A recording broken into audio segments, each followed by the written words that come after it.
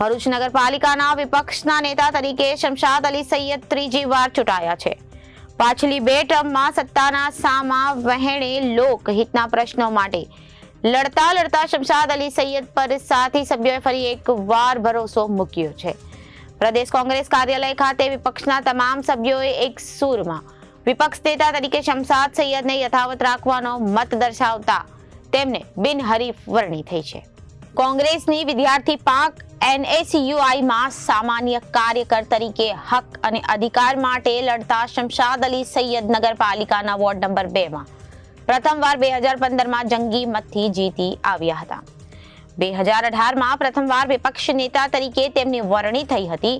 વિપક્ષના નેતા તરીકે શહેરના લોકોને સ્પર્શતા લોક રસ્તા, લાઇટ, ગંદકી, પાણીના નિકાલ જેવા પ્રશ્નો માટે સતત અવાજ ઉઠાવતા રહ્યા.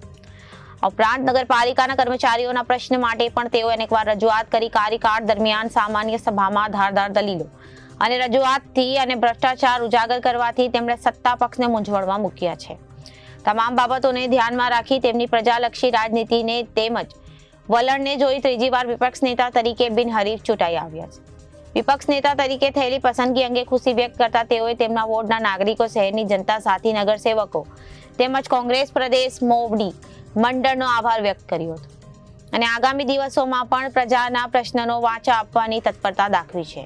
ભરૂચ નગરપાલિકાના વિપક્ષ નેતા તરીકે સતત ત્રીજી ટર્મ માટે સર્વાનુમતે મારી નિમણૂક કરવામાં આવી છે અને આ નિમણૂક માટે ભરૂચ નગરપાલિકા કોંગ્રેસ પક્ષના તમામ કાઉન્સિલરોનો હું ખૂબ હૃદયપૂર્વક આભાર માનું છું.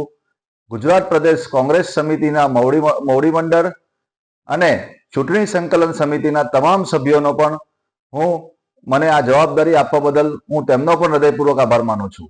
મારી પર મૂકેલ વિશ્વાસને હું સાર્થક કરી બતાવીશ અને પ્રજાની પડખે ઊભા રહી કોંગ્રેસની પ્રજાલક્ષી રાજનીતિને આગળ ધપાવીશ. જય હિન્દ, જય Bharat. Reporter Saif Ali Bhatti, ABC news Bharuch.